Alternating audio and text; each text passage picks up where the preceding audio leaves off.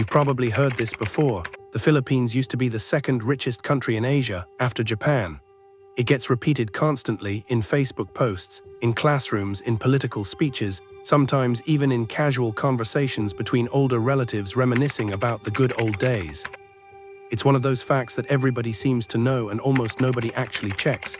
So today we're going to check it. Is it true? Is it exaggerated? And if there's any truth in it at all, what actually happened to change things? Stick around, because the real answer is a lot messier and honestly a lot more interesting than the version you probably grew up hearing. Let's start with where this claim even comes from, because it didn't appear out of nowhere. In the years right after World War II, the Philippines was in a genuinely unusual position. The country had just gained formal independence from the United States in 1946, after nearly half a century of American colonial administration, and before that, over 3 centuries under Spain. Unlike much of the rest of Asia, which was either still under colonial rule, embroiled in civil war, or physically devastated by the fighting, the Philippines came out of the 1940s with something a lot of its neighbors didn't have: close economic ties to the United States, a relatively intact institutional framework, and critically access to American Reconstruction aid and trade preferences. Through the 1950s, under presidents like Ramon Magsaysay and later Diosdado Macapagal, the Philippine economy actually did look, on paper, like one of the more promising stories in the region. Manila had a growing manufacturing base. Local companies were assembling appliances, textiles, and even automobiles at a time when countries like South Korea were still overwhelmingly agricultural and recovering from the devastation of the Korean War. Investment was flowing in. English language education, inherited from the American colonial period, gave the country an edge in international trade and diplomacy that many of its neighbors didn't share. By several economic measures of the period, GDP per capita among them, the Philippines really did rank near the very top of Asia's economies, trailing only Japan. So here's the important thing to understand before we go further. The core of this claim isn't some myth invented out of thin air. In that specific window, roughly the 1950s into the very early 1960s, there's real economic data supporting the idea that the Philippines was, briefly, one of the most promising economies in the region.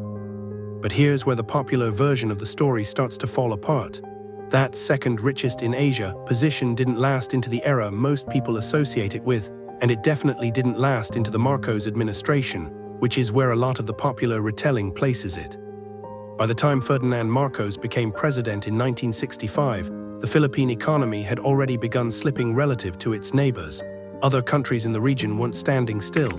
South Korea, starting from a much weaker post-war position than the Philippines, began an aggressive, state-directed industrialization push in the early 1960s.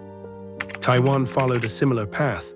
Singapore, which had split from Malaysia in 1965, the same year Marcos took office, began building the institutions, port infrastructure, and foreign investment policies that would eventually make it one of the wealthiest economies on Earth per capita.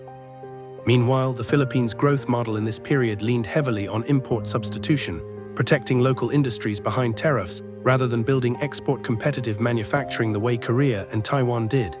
It worked reasonably well for a while, but it didn't create the kind of internationally competitive industrial base that would sustain rapid growth over the following decades. This is the part of the story where things get politically loaded, so let's stick closely to the actual numbers.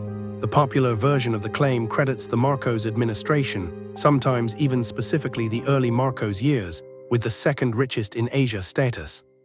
This version has been directly examined and fact-checked by economists and journalists using World Bank and IMF historical data, and it doesn't hold up.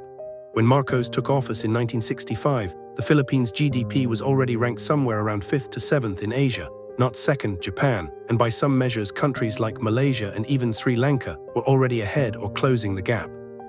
Through the late 1960s and into the 1970s, several things compounded to push the Philippines further behind. Heavy foreign borrowing funded large infrastructure and prestige projects, but it also built up a debt burden that would become unsustainable. Cronyism and monopolistic control over key industries, sugar and coconut production among them, concentrated wealth without translating into broad-based productivity growth. And the declaration of martial law in 1972 brought years of political instability, capital flight, and eventually, by the early 1980s, a full-blown debt crisis. By the time Marcos was ousted in the 1986 People Power Revolution, the Philippines had fallen to somewhere around 13th place among Asian economies by GDP, a dramatic reversal from where it had briefly stood 3 decades earlier. So what's the real story here? It's not as simple as either version you've probably heard. It's not the Philippines was rich, and then one man single-handedly destroyed it. That flattens a decades-long, multi-causal economic story into a single villain.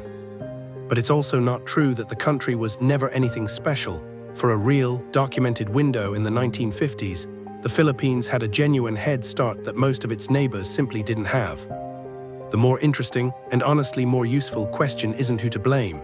It's this: what would the country look like today if that early 1950s head start had turned into the kind of sustained, decades-long growth that transformed Singapore, South Korea, and Taiwan into some of the wealthiest economies in the world?